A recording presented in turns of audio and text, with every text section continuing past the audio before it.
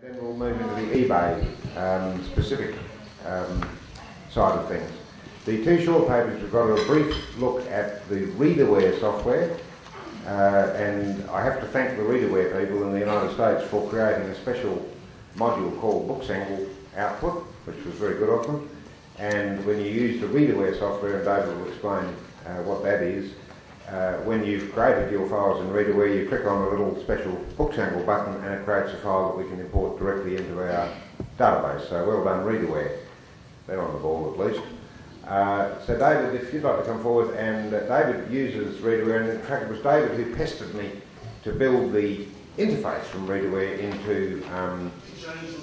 into our database because he felt it was very important, and indeed he's turned out to be right. And also because there was a problem with BookZangle's database too. Yes. Okay. Again, quite simple. Most of you are familiar with Homebase, I guess, so you know about the price lookup feature that you can use in the database. Readerware is like that, except instead of doing one book at a time, you can do 10, 50, 100, or 1,000. We even pulled 9,000 ISBNs on that card? What's that? We got 9,000 ISBNs on there, didn't we? Off my database, we took 9,000 ISBNs. Altogether? Yes, and just left it running overnight just to get an idea of how well it would return. And it takes about 17 seconds per book to get a result in. And you're choosing the sites that it's looking up the information for. You can go to Amazon, you can go to the National Library of Australia, Angus and Robertson, any other number of sites that it offers. What it does is it gets the information in and merges it so that when you import the data into BookZangle's database, it pre-fills how many books you've scanned. The scanning is done by any scanning device. This is the QCAT that came with it.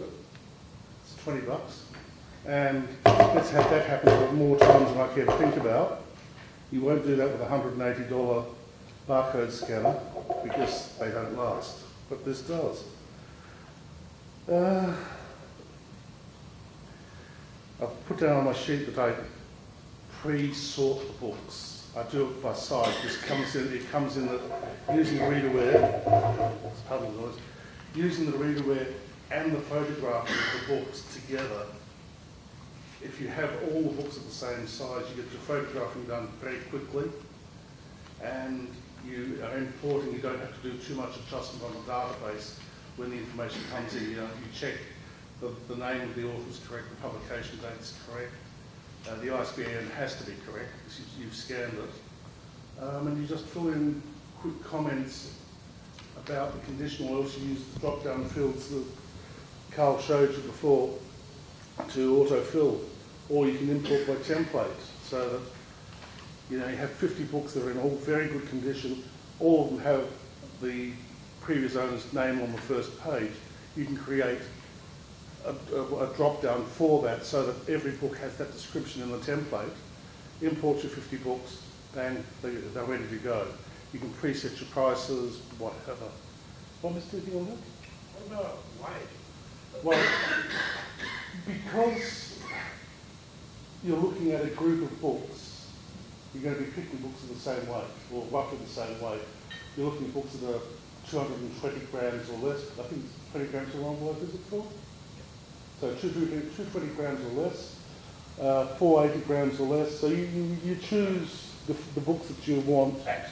You batch them so that you set your template up. You go.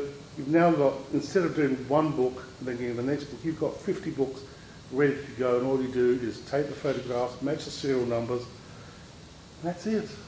Now I've made a comment on the sheet about how Readerware turns up some interesting prices.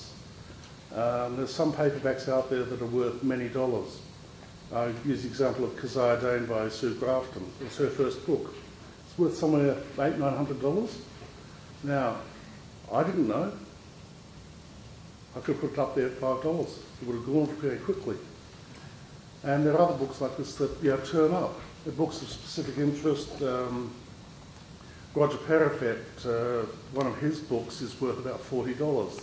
The rest of them are worth $5. This is just a paperback. But without Readerware, you wouldn't know that. And that's why when you get your results back in from Readerware, you can just click at on the spreadsheet function at the top, the price column, and have a look at what the expensive stuff is and work out why it's so expensive. And other ones you can separate out. The other nice thing about Readerware is that if you've already scanned a book a week, 2 months, a year ago, you try scanning it again, it pings at you to say, hello, you've already got it. You now pull that book out of the stack, go to your database later, and you clone it, because you've already got the record there. You don't need to search again. And that can be very handy, especially with hardcovers. You've forgotten that you've sold all 3 copies of James Clavell's whatever, and you're ready to scan again, and you don't need to. Any questions? Because that's basically it again. It fills in the parameters on BookZangle. Yes. Does it also give you a description of the content of the book? You can opt to do that. Yes, it does. You can opt to do that.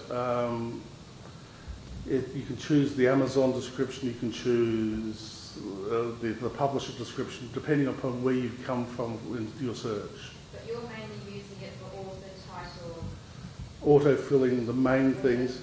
publisher, Yeah. ISBN. Yeah. And also checking the weight and the size, because some of the sites will give you weights, and will also give you sizes. The one problem that Readerware I have found is that it will say published in America instead of London. For a lot of, everything's published in America. But anything else? Yeah. How much does it cost? Well, with the QCAT, I think it was $49.95. I think it's around $30. What do you call it? Q what? QCAT. CUE cat. Cat. It's a shape Yeah. of a cat. It looks like a cat. It's got little ears. It's not a mouse. So, from Readerware. I bought it online from Readerware and they posted it out to me. So you install a disc, you don't download I it. downloaded it. They actually, yeah. You download it, but you get the cat. I bought the cat in addition, and when you can download it to try, and then when you buy it, he sends you a key which registers it for you, so that you're locked in. What does the cat do, actually? It scans a barcode. That's Scans all it does. Barcodes, right. Yep, that's all it does. Now, the barcodes I also import on books that don't have barcodes using voice recognition, just speaking, and it fills it in just as easily. The Readerware will accept it quite nicely.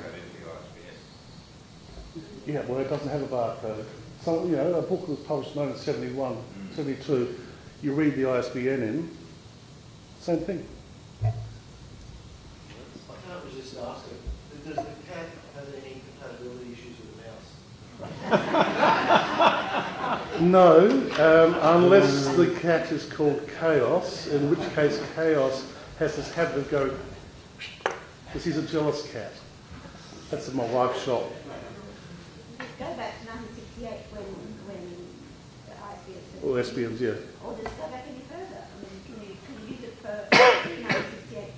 Well, it's got, this you can use for barcodes only. No, yes. And That for Readerware, Readerware will only search out ISBNs. If you have an SBN and stick a 0 in front of it, quite often will work, but Readerware will tell you if it doesn't pass the check at the time that you put it in. And then you put a 1 in front. So. But so it is for everything from 1968? Yes. And how often does it update with newly published books? It doesn't. What you're doing is you're sending a list of ISBNs out there, and it's scraping the major sites to get that information for you. So what about books that were published last month? It will have that. If Amazon have got it, it will have that information. It will be able to find that information. Or if the National Library of Australia have got it, it will have that information. Well, that's a good point. Obviously the limitations are many books are reissued with the same ISBN. Yeah. And where that happens, then unfortunately there is some checking that has to be done there, because you might very well have Randolph Stoves to the Islands or whatever published in 1971 with such an ISBN. And you might then have the reissue, which is quite often published with the same ISBN, repeated. So there is some little bit of checking you've got to do there. The system obviously can't tell whether you're holding all it's got is the number to go on, and can't tell whether you've got the 1971 or it tends to default to the first issue of that ISBN. Unless Amazon's corrupted their records. So that does need a bit of checking. I tend to put Amazon at the end of my list. I tend to try for local sites that it can scan first. Can you explain exactly how you transfer the information from Readerware over to BookZangle? I do it by doing a direct import using FileMaker Pro, which is the program that BookZangle database is based on. But Guy has written a script where you click on the Readerware export file, it drops down, gives you BookZangle's format. You click on that, it automatically saves the file in the correct position. Then you go to BookZangle's and you click on a script saying import from Readerware. That's it. Sorry, David, can you just repeat that last bit? When you get to the BookZangle database, you then do what? You click on the script that Guy has written as part of the database, which says import from BookZangle. Oh, sorry, Readerware.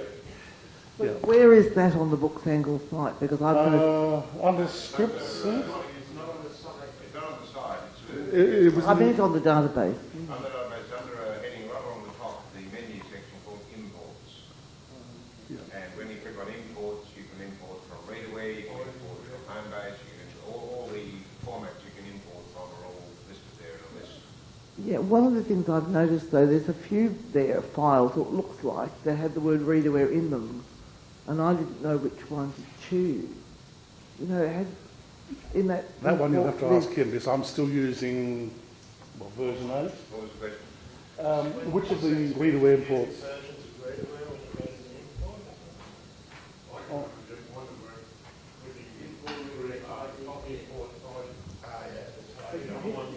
Readerware tidy. That's the one, isn't it? There we go. There we go. It's tidy. Yeah, right at the top. It's import Readerware tidy, because that's the one that takes out a whole lot of slashes and stuff that some of the sites put in.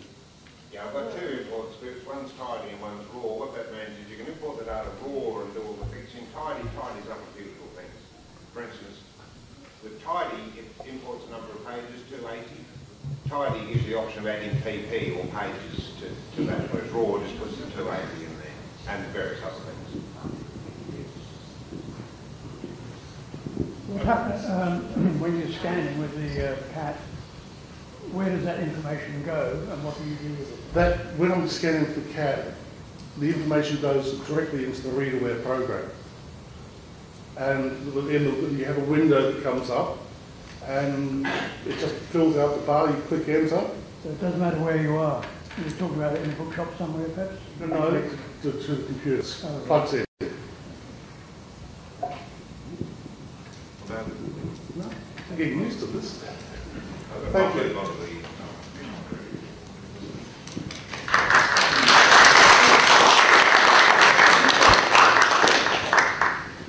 Thanks, David. That's very comprehensive. There's a sheet that David's prepared, Readerware. Just to summarise, basically Readerware is the alternative we came up with to Homebase's ISBN lookup. The problem with Homebase's ISBN lookup is it uses a dreadful set of data called Muse, and then you've also got the awful, even more awful lookups that you can do, which are based on Amazon's data. And the problem there is that when you pull this information down with your, you get all this wrong information, and it often takes just as long to check and edit all that as it does to enter by hand. With Readerware, you get a if you set Library of Congress and things like that as your first search options, you get a very high level of accuracy in the titles, authors, etc. You also get a box over on the right-hand side comes in, massive thing of text which you can use if you want to, and that's a combination of reviews from publishers' book list, all sorts of public domain information about the book, which if you want to, you can quickly just cut and paste a little bit of the review and stick it into your comments field if you wish to do that. So that's an added bonus. Yes, Peter? Just one question. If that's not subject to copyright? Oh, no, well, you've got to be careful there. We do give a warning in there. Some things are considered public domain, and I mean, you've got to be careful. Generally speaking, you're entitled to quote, under copyright laws, you're entitled to quote small sections of a review for illustrative purposes. And where you've got the section in the text from the publisher, you can go for broke there because the publisher's not going to want to stop you promoting the book. However, I mean, that's caveat emptor there, on your own head, be it type of thing. But there's a lot of text that Readerware brings in which is public domain text which can be used. Anything from the publisher's jacket, the blurb can be used, and sometimes it's quite good, particularly with technical books. You know, you might not want to put blurb in, this is the story of poor Jill who goes to London and loses her dog there. I mean, you probably don't want to put that in, but if you've got a technical book on astronomy, you might very well want to put from the publisher's blurb a detailed examination of each of the planets with cross-sectional references, you know, something or other that actually will help assist sell the book. Got to use your own judgment there. All right, well now, so much for Readerware. Thanks, David. Now, Peter McMahon is going to give a short paper, and basically, Peter is not going to go, this is on Fishpond, and Peter is not going to go through all the detailed stuff. We've given you an earlier indication that there are some difficulties there. We think we've sort of got them conquered. But Peter's not going to talk about all that. He's simply going to give a very brief little potted history of his own experience with Fishpond, when he started listing there, how it goes for him, and how he finds it easy or difficult to use our database to upload to Fishpond. So Peter, over to you. Peter McMahon from Bong Books, formerly...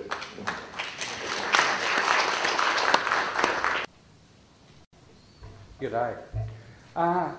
As Guy just pointed out, I'm earlier on, he kindly called me a technical Luddite. I think he was being kind. I really, honestly, am not a computer expert. I know how to do the basic stuff. I know how to do uploads, stuff that I'm comfortable with. Send and receive emails, that sort of thing. That's about the extent of it. So I'd just like to lay that out front first. Secondly, there is, although we're not going to get into anything technical, there are a couple of things that probably should have been in the 2 pages on 12 and 13 that weren't. One is that when you're setting your preferences on the administration page, bear in mind Fishpond only give you $5 for shipping. Now that's whether it's the book weighs under 250 grams or whether it weighs 3 kilos. So there's an option there with your weight settings on the BookZangle database that you can put in that if it's above 1 or above 2, add $5 or $6 or $4 or whatever you're comfortable with to cover those things that may be a lot heavier. That's an option. I mean, Phil doesn't do it, I do it, but I'm sort of compared to his database, it's London far up to a average, So that's one thing. And the second thing is that there's also an option to sell to New Zealand, which with these microsites is not usually sort of that easy, but you do get a fair few orders because they're affiliated in New Zealand as well. So bear that in mind. They, instead of giving you the $5 for shipping, they give you $12 for shipping. But there again, remember, if you're sending a 3 kilo book to New Zealand, bear it in mind. And I have sold $100 books on Fishpond. Okay, they're normally not. They're normally in the $7.50 to $12.50 range, but you will sell the odd one and you will sell the heavy one and you only get so much for the shipping. Now, okay, having said that, now, I was first introduced to Fishpond by another bookseller, funny thing. She's no longer in business, but she said, she came up one day and said, oh, you know, I sort of found this little site. She said I get a couple of orders for paperbacks, you know, every day. And, you know, maybe you should give it a go. And I thought, oh, well, fair enough. And so when you're sitting in the shop all day and Bowral being a bouncing pool of activity that it no longer is, you had a bit of spare time on your hands. So I thought, well, I'll just try listing. And so I ended up manually listing about 150 books. Sorry, about 1,500 books on this. And I was, way back then, this is 3 or 4 years ago, I was sometimes getting $100, $120 a week out of orders for it. You know, 1,500 books. And I thought, well, geez, this is all right. And so when I sort of found such, well, the results I was getting, I thought I might mention it to Guy and see if there was something we could do about it. Well, initially, him and Carl looked at it and said, you know, while he'd had the experience with Carl's mother, it just wasn't sophisticated enough and the database couldn't do an upload to it. But then Guy started to look into it a little bit further because a couple of other people had mentioned it to him. And they found that there was a way around it. Now, as you'll see by pages 12 and 13, it's not easy, but I honestly believe it's worthwhile. Okay? At the moment, this week, I've got, at the moment, I've uploaded about 3,500 books, I think, to them, and I've got $120 worth of orders there at the moment from Fishpond, which, believe me, from ABE over the last, I'd have been happy to have $120 worth of orders a week. And that seems to be pretty consistent. And one of the books I sold was a $55 book on the law to someone in Maiden. So, I mean, those books will sell. So, I think for any bookseller who's prepared to go through, and I would not suggest, well, unless you're very, very, I hate to use the word anal retentive, I would not sit there and list them individually. It's a lot of mucking around. But if you can get enough books up there, as Phil will say, I mean, he was getting 5 orders a day. Okay, he's got an inventory of 60,000. But still, by degrees, it just seems to me very, very worthwhile site to list on. Mate, whoever gets all his Reader's Digest for bed stuff. Yeah. It's a hot seller. Sorry? Yeah, that's right. It's funny though, while I still had the shop, I did get the odd person in wanting them. Well, I mean, as far as I was concerned, they'll landfill, but you'd still get the odd person in that'd buy one if it's sort of like, if you just hadn't chucked it out yet. So maybe you might be onto something old.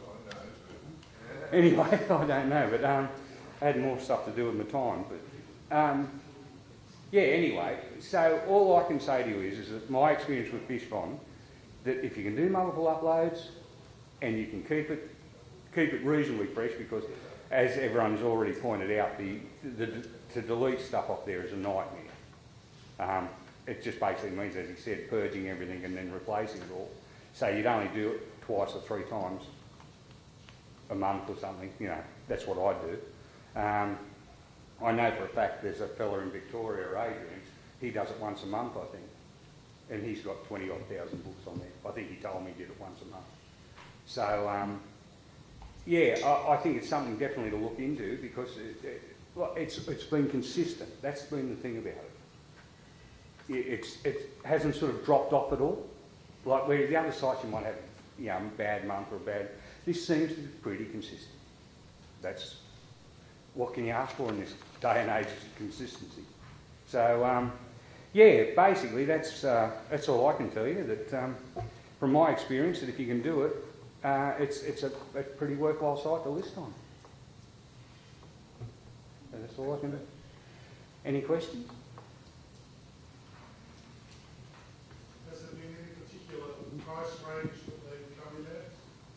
No, that's what I'm saying to you. I mean, okay, basically, I guess between $5 and $20 is the main range, but I've sold books worth $100, $120, and as I said, I just sold one the other day, $55.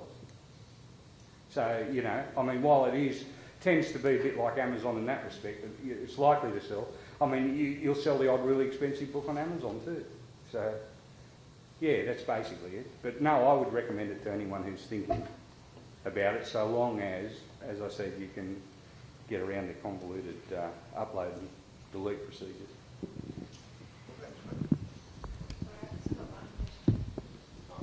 Sorry, Desiree from Newcastle Book. If multiple listing is an important way to use Fishpond, is it easy to multiple list? Does it have a system that's... Unfortunately, only if you use BookZangle's database. Right, so if you were thinking to do that, that would be a reason why you might go to BookZangle. Yeah, well, look, I find it, I can do it. I just usually save, I just go to the file, the procedure's laid out there. Usually, for me, it's FU, whatever the date is, and why are you smiling? Anyway, it's up within, and it's up and loaded within a minute and a half.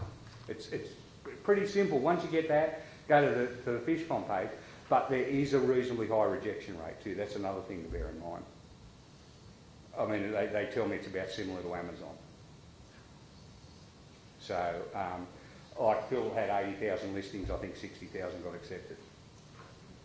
So that's about the parameters. But, like I say, what can you say? It works, mate, it works. You know. But it works best if you're going through someone like BookZangle and well, that way.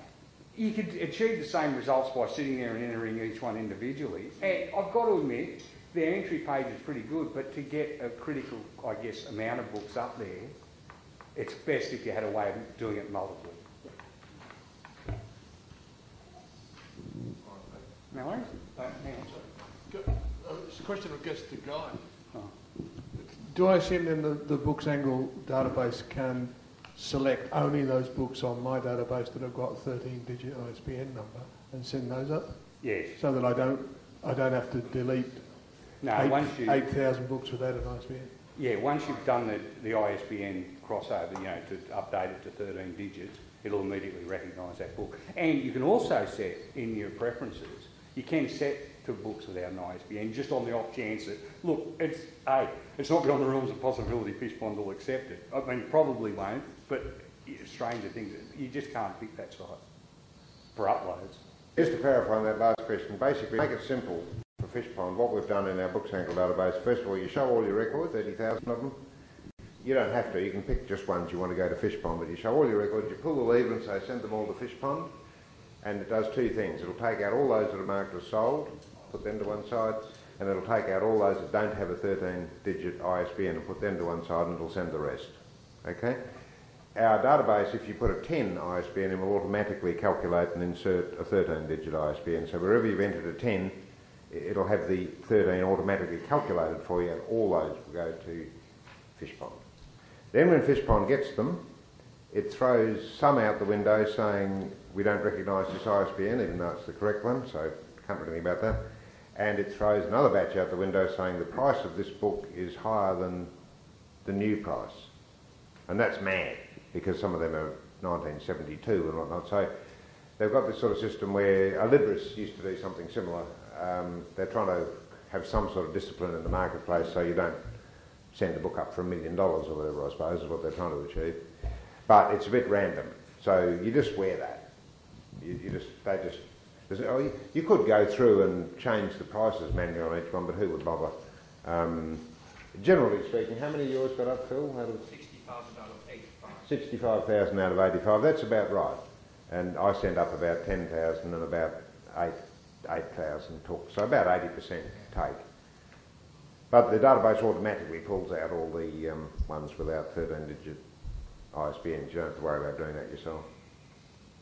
Yeah, so we created that routine mainly for Peter, but others have started using it. Phil then came on board and wanted to use it, and he's reporting success. So there it is. It's just another option. And no doubt in the future other sites will crop up that are equally as funny, and where they do, we'll create a routine for them as well. Why not?